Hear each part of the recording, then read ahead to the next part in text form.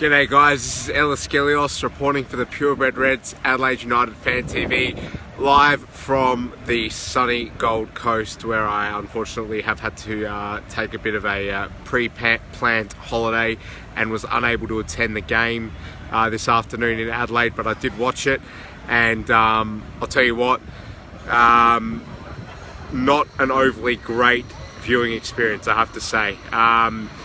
Let me just start by saying the result is really bad. To not beat Wellington, a 10-man Phoenix at Cooper Stadium is very disheartening when you consider the fact that we've got Victory coming up next week, and then a whole bunch of away games that'll certainly test us, given that there's a severe lack of depth within the side at the moment. Just want to talk about the game. Probably not going to go too long tonight for a whole bunch of reasons, and one of the main ones is that I haven't really cooled off after that utterly shambolic display of finishing, or lack thereof. First half, so best two chances that we had both fell to Vinny Leah. It says enough when Vince Lee is on the end of the best two chances that you create in an entire half of football. Nothing against Vince Leah, but he's not the player that's going to guarantee goals. We did see two lovely goals from him in 2017, one against Melbourne Victory, two against Melbourne Victory actually, one in the FA Cup, one in the A-League, but he's not an out goal scorer, as we all know, obviously. So I was always, about to cover my face with my hands whenever I saw the ball fall to the likes of Vince Leah in that first half, because I just knew nothing was going to eventuate. But another chance fell to Jakobsen, he missed. Then we get into the second half. Well, I'll tell you what, I don't know where to start. I think the biggest cheer that I heard came from I've forgotten his name, Marty, I think his name is, the Wellington player, getting a red card for that reckless outburst on Isaias when Isa was on the ground and he's gone and kicked him in the ribs, basically. Straight red, no debate about it. I'll just pause for the comment quickly. So Samir Ligada has said, who should we sign, you reckon? Well, it has to be a striker. There is talk that Daniel Adlung may return. Val Migliaccio, sorry to get off track from the game, just quickly address this first comment. So Val Migliaccio did put out a article in the Advertiser saying that Daniel Adlung is seriously considering a return to Adelaide United. Now, the thing about Adlung is that we could really do with him right now because of the fact that he's so versatile. He can do the job as a number 6, but we saw on plenty of occasions last season when he was played higher up the park as the number 10, or in an interchanging role with Isaias, where they would often change between the 10 and the 8, the two of those players. We saw Adlung score a lot of goals. He's a menacing player in and around the box, and I think we could really do with him right now. So I know he's not a striker, but I'd really welcome Daniel Adlung signing for us in January. That would be amazing, I think, and would really add some depth to that midfield, because right now it's looking a little bit uninspired, I think. I don't think Isa can really carry the load by himself, and you can't rely on players like Konstantopoulos and Vince Leah, and even Ken Ilso, unfortunately, at the moment, to really come up with anything for us. So I would seriously welcome back Daniel Adlung as a potential signing in January. When it comes to the forwards, obviously the Bobo rumour's gone quiet. We were apparently in for him. We're also talked about signing, were talked about potentially thinking about bringing Berisha, but we know that's not going to happen. That was very much nothing that was ever going to get off the ground. So what I would say is that the club is probably looking somewhere. Now, in terms of Australian options, none really spring to mind, so I dare say that if a striker does come to the club in January, it'll be someone we probably don't know of. That's a risk, obviously, but at the moment, I think the bigger risk is not signing a striker. So, from what we've seen off the back of tonight, certainly. Anyway, I've got no idea who they're in the market for. Maybe someone in the Chinese region, given the ownership is, talked about being from China. But in terms of actual names, I've got no idea. I know as much as everyone else and Val at the moment, in terms of what's public. Who do you guys think would be a good shout? Any kind of player that's in our price range who would make the move. You've got to remember that, what can we offer them in terms of the city of South Australia? If they've been rumoured about expressing interest to come to the A-League in the past, it's always a Victory or Sydney because of what those states offer. So how can we get that player over the line? You've got to think realistically. But yeah, in terms of the forwards that are available to us, there really aren't too many, and it's a worry. It's a massive worry. But anyway, just talking about the game, I'm in a slightly better mood now because it's such nice weather here, and at a really great steakhouse about to eat. But I'll tell you what, watching that game from my balcony was one of the worst things I've had to do on. Yeah, so it's a shame, but it is what it is. Anyway, basically just going off the game, sorry that I had to just, ignore a call just then. Going off the game, second half, I just want to quickly talk about the fact that our wide players are really worrying me at the moment. Strain had a pretty decent game, and I love his engine. I love the fact that he wears his heart on his sleeve, and he's got a great engine on him. But his crossing was dog shit today. It really was. Yeah, I can't understand how you can be a professional footballer in this day and age and not get a ball in anywhere near the box. Mili Uznic as well, when he came on, just these little unnecessary bursts of pace here and there around the box when we're craving a ball in. Just someone whip something in, see if George can get his head on it in those dying stages. The final product's just so poor at the moment. Ben Halloran had a chance in the first half. We can't forget that one. Probably could have done a little bit better, but we know Ben Halloran's not the greatest finisher in the world. So he went with Kennel, so it was the false nine, and it didn't work, let's be honest. Quite often, look, what I like about Kenilso, he didn't particularly have a bad game, but he didn't create a whole lot as well. And what I do like about him is that he has these little bursts of pace where he'll sort of trick the opposition player into committing an early challenge, and then he'll skip around them. And he's good at holding the ball up as well, but he's not creative enough, and he doesn't offer enough going forward. And we saw that because he got taken off after 60 minutes when we were chasing the game. So I'm really sort of annoyed at the fact that there's just a real lack of creativity in the side at the moment, and it's just you can tell Marco Kurz is doing everything he can to try and inspire something during training sessions, and he's doing the best he can with what he's got. Unfortunately, what he has is not enough, and it's really starting to show in the results, because to not win today at home with Wellington down a man for a significant portion of the game, entire last 20 minutes Wellington had 10 men, that's more like a loss than anything, really. You've got to be honest about it. I know Wellington have been in much better form as of late, but to not be beating a 10-man Wellington at Coopers Stadium, it adds to the ridiculously frustrating inconsistency that we've had all season long. Look, I will say that we gave it all we had in terms of effort. I think they obviously sat quite deep and made it quite difficult for us, but you can't fault the players for trying to get forward as often as possible and just give everything they've got. Unfortunately, it just did not work at all. Look, there's one thing that is really poignant for me in this game, and it'll live with me for a long time. Basically, a ball's been whipped in from the right-hand side. I think it was Durante that headed it back out. It's come to Craig Goodwin now. It's come basically without any pace on it. It's about to drop right on Goodwin's right peg. He's eyeing it down as it comes down to him, and then he pretty much hesitates at the very last minute, decides to just bring it down and produce a sideways pass instead.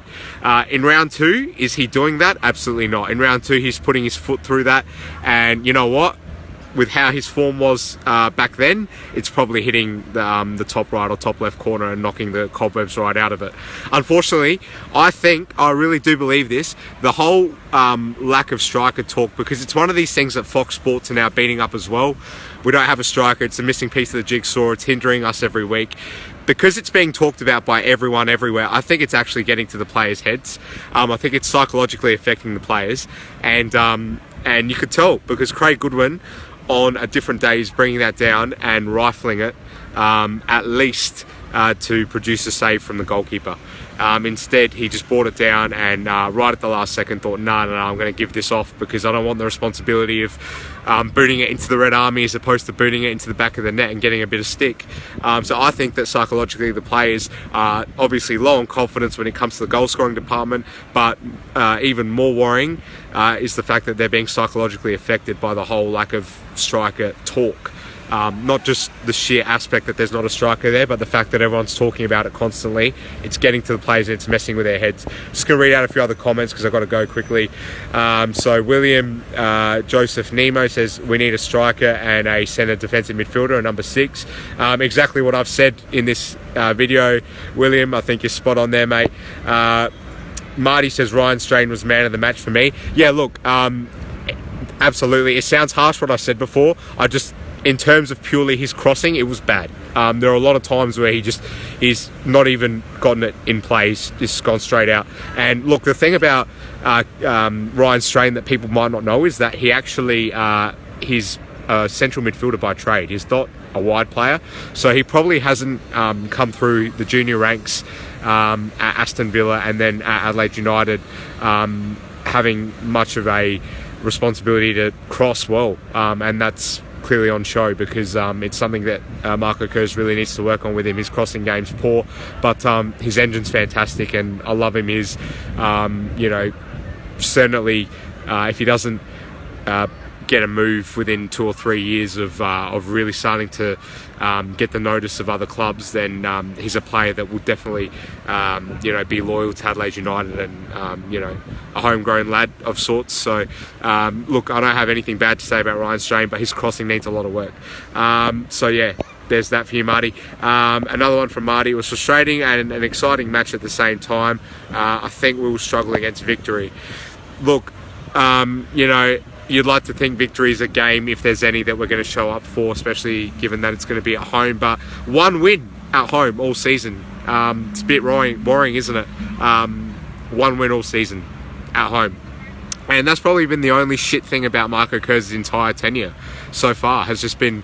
and the byproduct of that has been that we've been winning away so often, which is something to take away from it. But one win all season at Cooper Stadium, and we're now 11 games in. Don't need to say too much more about that. It just feels generally at home like we're always going to struggle. I don't have that feeling now when we're marching into Cooper Stadium like we're going to go in there, and unless it's against the most informed team at the time, or unless we just have a really bad day, that we're going to be shit. I always feel like it's at Cooper Stadium. Even in the Cozzy days, let alone Amora and Gombau of the more recent times, but even in the Cosmina years, we were really strong at home. So this home form is very worrying. Just a few more comments quickly. So Samir has come in again and says we need an experienced striker from Europe. He suggests, well, I mean, ideally, mate, but who's going to come? Unless Marco can find another diamond in the rough from Germany who's willing to come here purely because of the coaching connection, then I really don't see who's quality and European base that will come to Adelaide United in January. Given that there's going to be such a burden and responsibility placed on whoever it is that we do potentially sign. I'll get on to the owners in a different episode. I'm not going to talk about the owners right now because I don't have a whole lot of positive things I want to say about the fact that they're anonymous, and I know there's been no activity yet in the market, and I'm not saying that there should be, but if we don't sign anyone in January and then we don't go on and do what we want to do this season, which is finish comfortably in the finals and give teams a real shake-up once we get there, then you've got to ask real questions about this whole anonymity thing that they have going, because it's, they have a responsibility to make sure that we strengthen, and if they don't do it, what are they protecting? It's coward. It's being a coward collectively from them to not want to reveal who they are. How does it benefit us for them to be anonymous? It doesn't one iota. But look, I'll get into that in a different episode. Josh Noseworthy says thoughts on Halloran. Always works hard. Ben Halloran always works really hard. Don't ever take his work rate for granted. It's just he can't finish. He absolutely cannot finish. And when he was coming through the A-League in around 2010, 2011, that was one of his more sort of standout traits, was getting goals. And ever since, he spent a long time just sort of lingering overseas. And I don't know, since he's come back to Adelaide or Australia even, he just hasn't looked like he's in the mood to score goals, unfortunately. But he always works really hard. William Joseph Nemo says Blackwood is shit. Look, he's just come back, so I'm going to give him the benefit of the doubt. I know, people are frustrated and they tend to sort of take it out on Blackwood. But look, let's not forget he's young. He's very, very young, and he's not the first choice striker. Baba Diawara earns $500,000 a season. We're paying him $500,000 a year, or just south of $500,000 a year, to literally do nothing, to come here and enjoy Glenelg Beach every Saturday and Sunday. That's what we're paying Bubba for. So if you want someone to really take your anger out in the striking department, take it out on Baba Diawara for never being fit.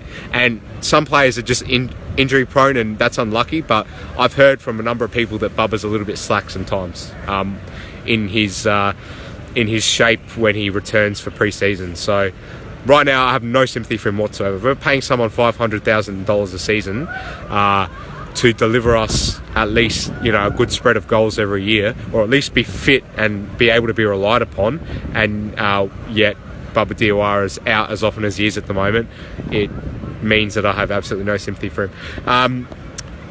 So yeah, that's what I think about that. In terms of Blackwood being shit, look, he hasn't proven that he's definitely got a future as a prominent Australian goal scorer, but I'm willing to give him the benefit of the doubt because he's young and he's just come back from an unfortunate injury. Anthony Ratley says, is there any truth to Adlung returning? I only know as much as you do, mate. Val put out the article. I only know as much as you do.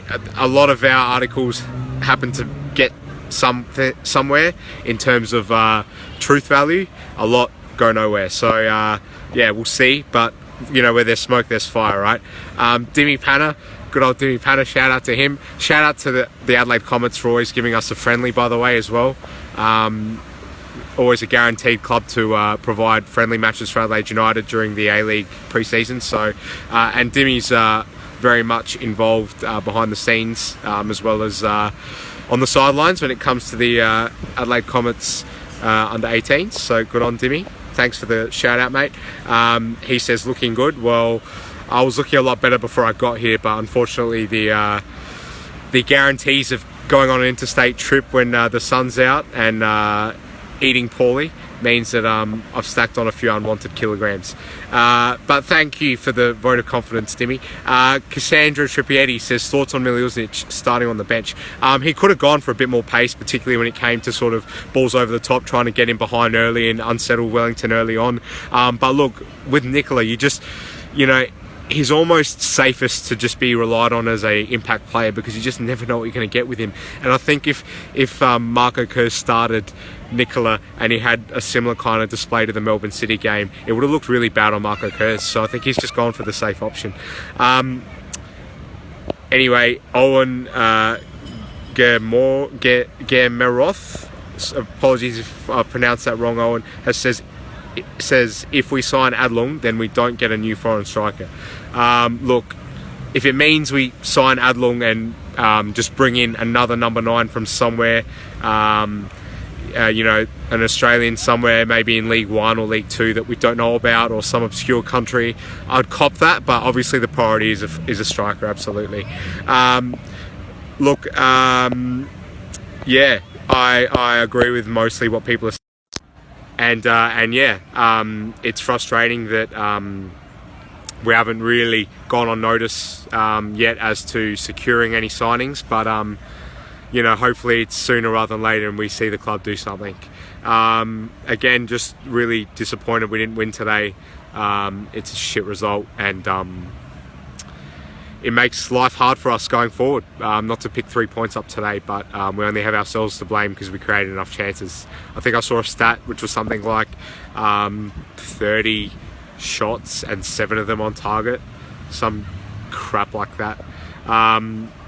So yeah, it's really annoying that we didn't win the game, but look, it is what it is. Apologies, no fan cams. Obviously, it's Purebred Reds is a one-man show, so I can't be in 2 places at once as much as I would love to have been there today. But I'll be back for the victory game, and thus so will the fan cams. So we will see you all then. In regards to what happens between now and then, hopefully something in relation to the transfer window. You'd hope, because doesn't seem like there's going to be a whole lot of news that comes out between now and then. I think the club will just try and lay low, because it was a pretty shit performance. If you look at the sort of finishing display and the result itself, and yeah, there's a game against Victory coming up pretty soon to look forward to. So look, thanks so much guys for tuning in. Apologies that we haven't been as active as the page usually would be. Again, just interstate at the moment, so I can't do much about that, but I look forward to the Victory game, look forward to getting 3 points in what is one of the most enjoyable occasions usually to look forward to. So hopefully it's a better occasion then, and hopefully Blackwood is fit enough to start so that we can at least start with a recognised number 9 and give ourselves some kind of chance. So yeah, this is me signing off. You guys take it easy. If you're still on a break, enjoy it. Make the most of any time you get off, and try and enjoy whatever football it is that you see between now and then. Again, shame that we didn't win today, but that's football. We'll see you guys for Victory on Wednesday. Can't wait. Cheers guys, thanks for tuning in. See you later.